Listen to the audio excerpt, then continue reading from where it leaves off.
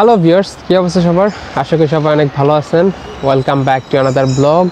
আর আজকের ভিডিওটা খুবই ইনফরমেটিভ হতে যাচ্ছে, মানে খুবই তথ্যবহুল একটা ভিডিও আপনাদের সামনে আজকে তুলে ধরবো। যারা ভবিষ্যতে স্পেনে আসবেন বা আসার প্ল্যান করছেন এবং যারা স্পেশালি ফ্যামিলি নিয়ে আসবেন, আজকের ভিডিওটি স্পেশালি তাদের জন্য।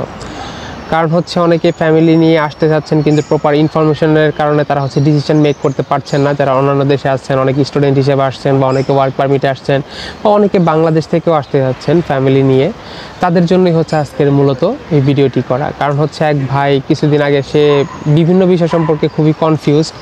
সে আমাকে অনেক বড় একটা ইমেল লিখেছিল এবং আরেকজন ভাই সে আমাকে একটি ফেসবুকে টেক্সট করেছিল যে এই সম্পর্কে আমি ইনফরমেশনগুলো চাই, কিন্তু প্রপার কোনো ইনফরমেশন বা এই রিলেটেড কোনো ভিডিও আমি এখন পর্যন্ত পাচ্ছি না। তো ভাই আপনি এই বিষয়গুলো নিয়ে একটি ভিডিও তৈরি করেন, যার ভিত্তিতে আমি এই ধরনের তথ্যগুলো পেতে পারি এবং আমার ডিসিশন মেক করতে খুবই সুবিধা হয়।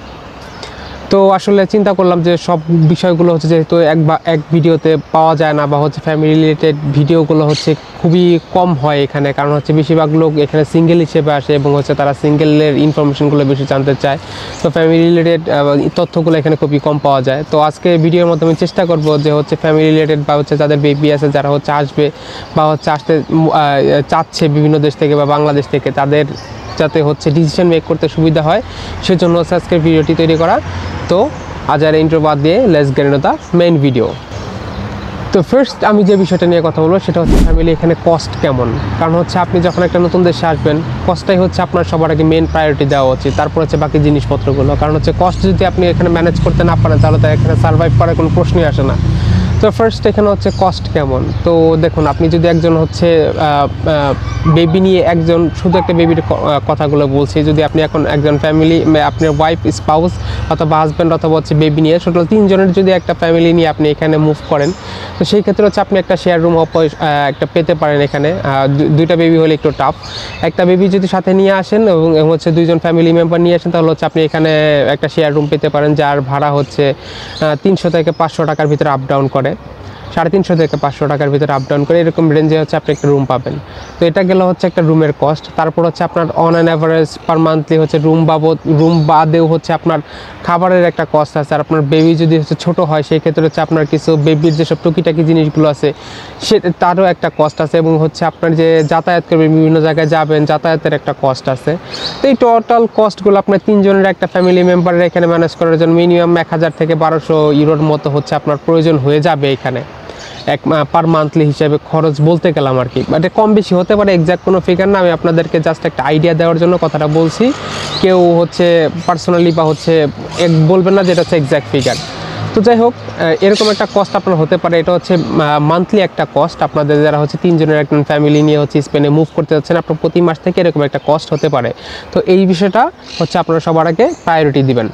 তো সেকেন্ড যে বিষয়টি নিয়ে কথা বলবো সেটা এখানে বাচ্চাদের পড়াশোনা বা বাচ্চাদের পড়াশোনার সিস্টেমটা কি বা কেমন কস্ট হতে পারে। তো এখানে বাচ্চাদের, আপনারা যখন একজন বেবি নিয়ে এখানে আসবেন, তো বেবিদের যে পড়াশোনার বিষয়টা সবার আগে থাকে, যদি বেবি একটু বড় হয় বা মোটামুটি ছোট থাকে।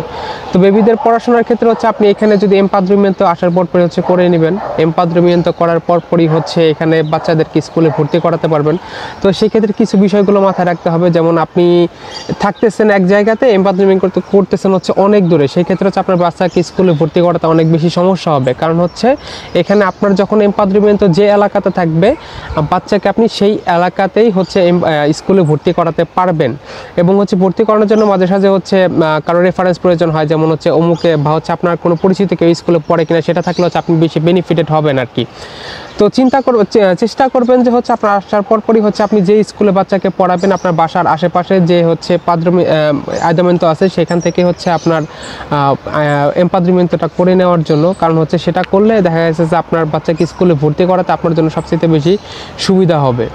এবং সেই সাথে আরেকটা কথা বলি, এখন অনেকে এই বিষয়টা জানতে চেয়েছিলেন যে বাচ্চাদের পড়াশোনার খরচ কেমন। এডুকেশনের কস্ট বিভিন্ন ফ্যাক্টরের উপর নির্ভর করে, যেমন আপনার ফ্যামিলিতে কয়জন মানুষ ইনকাম করে, আপনার ফ্যামিলি থেকে আপনি একজনই মানুষ কিনা, বা আপনার অনেকগুলো সন্তান আছে কিনা, বা আপনি সিঙ্গেল প্যারেন্টস কিনা, সেটার উপর অনেক ক্ষেত্রে নির্ভর করে। তো তো এইসব বিষয়গুলো প্রথম অবস্থায় যেহেতু আপনার হচ্ছে এনআইই অথবা ডিএনআই নাম্বারটা থাকবে না, তো হচ্ছে আপনার আয় বিবরণীটা বা হচ্ছে আপনার টোটাল বাৎসরিক ইনকাম কত সেটা আপনি প্রকাশ করতে পারবেন না।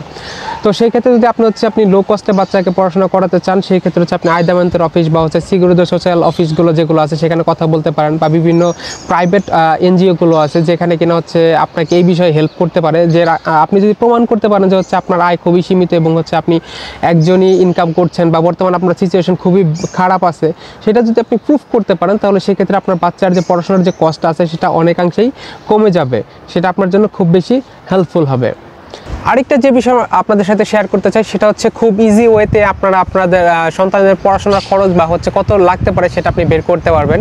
সেটার জন্য হচ্ছে আমি ডিসক্রিপশনে একটা লিঙ্ক দিয়ে রাখবো, এটা হচ্ছে বার্সেলোনা আয়দামান্তের একটা লিঙ্ক। সেখানে কি আপনি পেজটাকে বাংলাতে ট্রান্সলেট করে বা ইংলিশে ট্রান্সলেট করে সেখান থেকে আপনার পরিবারের সদস্য সংখ্যা কত, আপনার আয় কত সেটা বিবরণী যদি দিয়ে হচ্ছে আপনি নেক্সটে ক্লিক করেন, তাহলে আপনার বাচ্চার পড়াশোনা করতে যে হচ্ছে টোটাল যে খরচটা আছে সেটা হচ্ছে ওখানে আপনাকে পুরোপুরিভাবে শো করবে। এটা একদম খুবই ইজি, আপনার ডিসক্রিপশন বক্সে লিঙ্ক থাকবে, সেখানে গিয়ে দেখে নিতে পারেন অবশ্যই। তো থার্ড যে পয়েন্টটা নিয়ে কথা বলবো সেটা হচ্ছে ল্যাঙ্গুয়েজ ব্যারিয়ার এবং হচ্ছে ল্যাঙ্গুয়েজ স্কুল।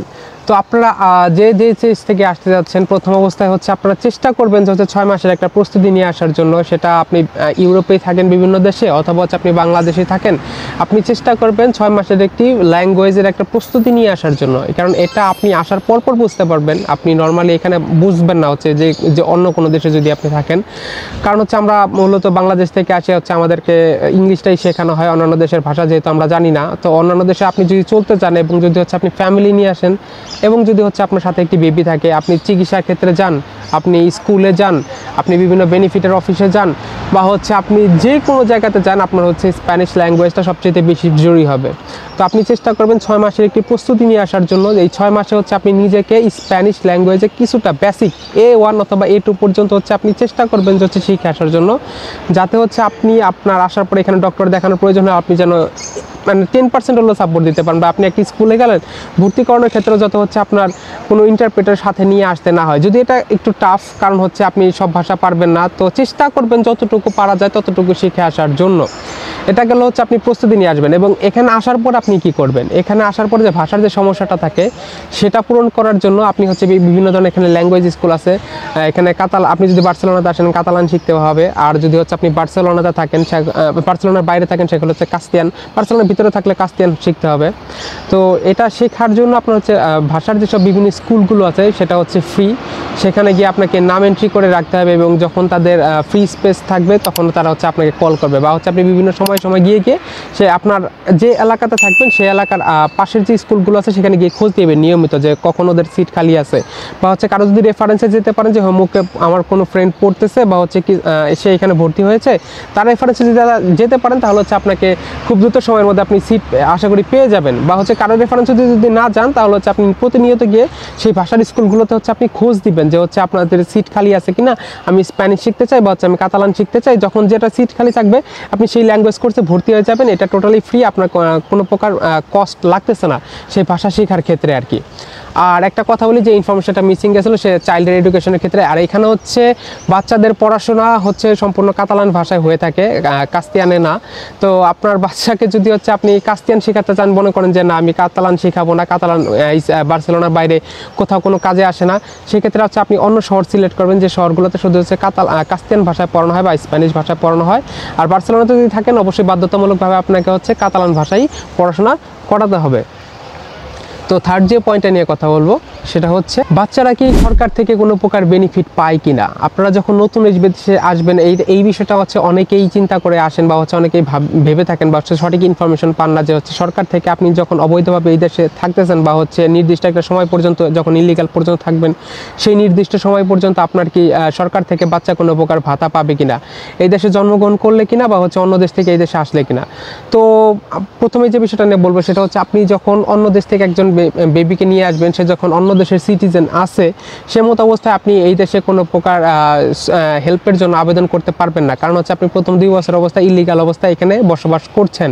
তবে বিভিন্ন ধরনের বেসরকারি যেসব এনজিওগুলো আছে সেখানে গিয়ে আপনি বিভিন্ন ধরনের হেল্প পেতে পারেন, সেটা একটু প্রসেসের ব্যাপার। সেটা যদি আপনি করতে চান তো করতে পারেন, সমস্যা নেই। কিন্তু আপনি যদি সরকারিভাবে যেসব সুযোগ সুবিধাগুলো পাওয়ার কথা সেগুলো এখানে কিছু পাবেন না, কারণ হচ্ছে ততদিন না আপনার হচ্ছে কার্ড হচ্ছে। আর সেকেন্ড যে পয়েন্টে নিয়ে কথা হলো সেটা হচ্ছে যদি অনেকে চিন্তা করেন যে এখানে এসে বেবি জন্মগ্রহণ করবে এবং হচ্ছে জন্মগ্রহণ করলে বেবি কী ধরনের বেনিফিটগুলো পাবে। তো দেখুন এটাও প্রসেসটা মোটামুটি কাইন্ড অফ সিমিলার, কারণ হচ্ছে আপনি এখানে আসার পর আপনার যেহেতু কোনো কার্ড নাই বা আপনার ওয়াইফেরও কার্ড নাই বা হচ্ছে আপনার হাজব্যান্ডেরও কার্ড নাই, তখন বেবি এই দেশে কোনো প্রকার সুযোগ সুবিধাগুলো পাবে না। তবে হ্যাঁ, এককালীন কিছু সুযোগ সুবিধা পাবে, সেটা পরের বিষয়, কিন্তু রেগুলার বেসিসে যে সুযোগ সুবিধাগুলো পায় বা হচ্ছে 6 মাস 1 বছর 1.5 বছর যে সুযোগ সুবিধাগুলো পায় সে এখানে সেটা পাবে না। তো বিভিন্ন নন গভর্নমেন্ট অর্গানাইজেশন আছে, সেখান থেকে হচ্ছে আপনি আবেদন করার মাধ্যমে কিছু সুযোগ সুবিধাগুলো পেতে পারেন, কিন্তু ইন জেনারেল যে সব সুযোগ সুবিধাগুলো আছে সেখানে এখানে বেবিরা পাচ্ছে না। তবে হ্যাঁ, স্কুলের যে বিষয়গুলো বললাম বা হচ্ছে মেডিকেলের যে বিষয়গুলো আছে এগুলো তো সবার জন্য একই, সুযোগ সুবিধাগুলো অবশ্যই পেয়ে থাকবে। নেক্সট যে পয়েন্টে নিয়ে কথা বলবো সেটা হচ্ছে ট্রিটমেন্ট। আপনারা তো সবাই জানেন যে হচ্ছে স্পেনের ট্রিটমেন্ট, আপনি লিগ্যাল হয়ে থাকেন বা হচ্ছে ইলিগ্যাল হয়ে থাকেন, আপনি এমপাদ্রিমেন্ট করার পরে আপনি একটা মেডিকেল, আপনি নিকটস্থ মেডিকেলে যাবেন, সেখানে গিয়ে হচ্ছে মেডিকেল কার্ডটা তৈরি করবেন এবং হচ্ছে আপনার যত ধরনের ট্রিটমেন্ট আছে, ইভেন আপনার কাছে যদি কার্ডও না থাকে তারপরেও আপনারা তাকে ট্রিটমেন্ট দেবে। স্পেনের চিকিৎসা ব্যবস্থা এতটাই ভালো, সেক্ষেত্রে আপনি হচ্ছে যদি আপনার ওয়াইফ যদি প্রেগনেন্টও থাকে বা হচ্ছে কেউ যদি অসুস্থ হয়ে যায় বা হচ্ছে আপনি যখন বাচ্চা জন্মগ্রহণ করবে, সেই সব যত ধরনের ট্রিটমেন্ট আছে আপনার কনসালটেন্সি থেকে শুরু করে সমস্ত ধরনের ট্রিটমেন্ট এখানে হচ্ছে ফ্রি।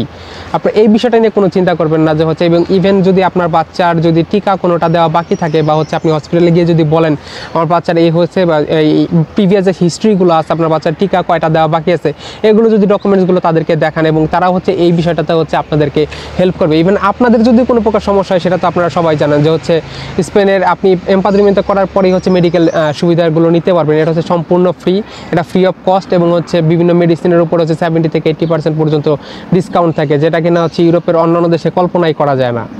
তো এইগুলো হচ্ছে ট্রিটমেন্টের পার্টটা। আর নেক্সট যে আরেকটা যে ফাইনাল যে পয়েন্টটা নিয়ে কথা বলবো সেটা হচ্ছে সিটি সিলেকশন। দ্যাট মিনস আপনারা কোন শহরে আসবেন এবং আসার আগে কোন শহরের জন্য মানসিকভাবে নিজেকে প্রস্তুত করে আসবেন। তো দেখুন এটা একটা বড় ডিসিশন, কারণ হচ্ছে আপনি কোন শহরে আসবেন, আপনার যদি পরিচিত লোক যে শহরে আছে আপনি অবশ্যই চেষ্টা করবেন সেই শহরে, কষ্ট হলেও সেই শহরে আসার জন্য, কারণ একজন পরিচিত লোক যে কি পরিমাণ বেনিফিট আপনাকে দিতে পারবে সেটা হচ্ছে আপনি ইউরোপে যদি কেউ না থাকে সেটা আপনি আসলে পরে বুঝতে পারবেন। কারণ একজন পরিচিত মানুষ আপনাকে যে ধরনের টাকা দিয়ে হেল্প না করুক, টাকাই সব কিছু না, আপনাকে বিভিন্ন ধরনের ইনফরমেশন, কোথায় যেতে হবে, কী করতে হবে, কার কাছে গেলে কী হবে, এই ধরনের টুকিটাকি ছোটোখাটো ইনফরমেশনগুলো আমাদের সাথে অনেক বড় ফ্যাক্টর হয়ে দাঁড়ায়। তো আপনারা চেষ্টা করবেন আপনার যদি পরিচিত কেউ থাকে অবশ্যই সেই শহরে মুভ করার জন্য। আর যদি পরিচিত কেউ না থাকে, মনে করেন আপনার কেউই নাই পরিচিত, তবে সেই ক্ষেত্রে আপনি চিন্তা করবেন যে শহর হচ্ছে লিভিং কস্টটা অনেক কম এবং হচ্ছে যে শহরগুলোতে গেলে মোটামুটি আপনার হাজব্যান্ড ওয়াইফ দুইজনে মিলে হচ্ছে জব করতে পারবেন, সেই ধরনের শহরগুলো সিলেক্ট করবেন। বড় শহরে গেলে অবশ্যই আপনাদের সুযোগ সুবিধাগুলো আছে, সেই সাথে জীবনযাত্রার মান যেটা আছে সেটাও ভালো এবং হচ্ছে ব্যয় সাপেক্ষ। তো আপনাদের যদি চিন্তা করেন যে না আমার ব্যয়টাকে কমাতে হবে এবং অন্যান্য ছোটো শহরে গিয়ে হচ্ছে আমি কাজ করতে পারবো, তারপরে চিন্তা করবেন অন্যান্য ছোটো শহরগুলো যেমন মাদ্রিদ অথবা বার্সেলোনা বাদে বিভিন্ন জায়গা আছে, যেমন ভ্যালেন্সিয়া আছে, মালাগা আছে, লাস পালামাস আছে, তারপর হচ্ছে কি বলে যে বিলবাও আছে, বা হচ্ছে কানারি আইল্যান্ডেও যেতে পারেন, সেখানে যদি বাসা পাওয়াটা একটু টাফ। আপনারা যদি অন্যান্য চেষ্টা করবেন যে হচ্ছে অন্যান্য ছোট শহরগুলোতে গিয়ে আপনারা দুইজনে যাতে জব করতে পারেন এরকম একটা শহরে আপনারা যাওয়ার চেষ্টা করবেন, যে শহরে গেলে কিন্তু আপনাদের সার্ভাইভালটা খুবই ইজি হবে। এবং যদি হচ্ছে আপনার এনাফ ব্যাকআপ থাকে সেক্ষেত্রে আপনি বড় শহরে আসতে পারেন, কোনো সমস্যা নেই। কিন্তু বড় শহরে আস্তে আস্তে চাপ বাড়তেছে, তো ছোটো শহরে গেলে আপনার একটা কমিউনিটি তৈরি করতে পারবেন এবং সেখানে হচ্ছে আপনার লাইফটা আরও সহজভাবে সেট আপ করতে পারবেন। এই গেল হচ্ছে সিটি সিলেকশন নিয়ে যে কিছু কথাবার্তা। আর হচ্ছে ওভারঅল ডিসিশনগুলো হচ্ছে আপনারাই নেবেন। আমার ভিডিওর মাধ্যমে কিছু ইনফরমেশন বলার ছিল, কারণ অনেকেই জিজ্ঞাসা করতেছিল ইনফরমেশনগুলো, প্রপার ইনফরমেশন পাচ্ছিল না অন্য কোনো সোর্স থেকে। তো এই হচ্ছে আমি চিন্তা করলাম যে হচ্ছে আমাদের ভিউয়ার্সরা যারা অনেকেই স্টুডেন্ট হিসেবে আসতে বা ফ্যামিলি নিয়ে আসতে বা বিভিন্ন দেশ থেকে আসতে চাচ্ছে তাদের উদ্দেশ্যে ভিডিওটি তৈরি করি, কারণ হচ্ছে তাদের ডিসিশন নিতে সুবিধা হয়। আর ভিডিওটা যদি আপনাদের ভালো লাগে অবশ্যই একটা লাইক করবেন এবং আমার চ্যানেলে সাবস্ক্রাইব করে আমার পাশে থাকবেন। আর যদি হচ্ছে ফ্যামিলিগত বা হচ্ছে বেবি রিলেটেড বা হচ্ছে আপনার এই ভিডিও সম্পর্কিত যদি আরও কিছু জানতে চান সেটা আমাকে কমেন্টস করতে পারেন, আমি অ্যান্সার দিয়ে দেওয়ার চেষ্টা করব। আর যদি হচ্ছে পার্সোনালি কিছু জানতে চান সেটা হচ্ছে অবশ্যই আমার ফেসবুকে গিয়ে আমাকে টেক্সট করতে পারেন, আমি চেষ্টা করি সবার রিপ্লাই দেওয়ার জন্য। এই হচ্ছে ওভারঅল ভিডিওটা। আর হচ্ছে ভিডিওটা যদি অন্য কারোর আপনার পছন্দ কেউ আসতে চায় তার সাথে শেয়ার করতে পারেন। দেখা হবে নেক্সট কোনো ভিডিওতে, সে পর্যন্ত স্টে টিউনড।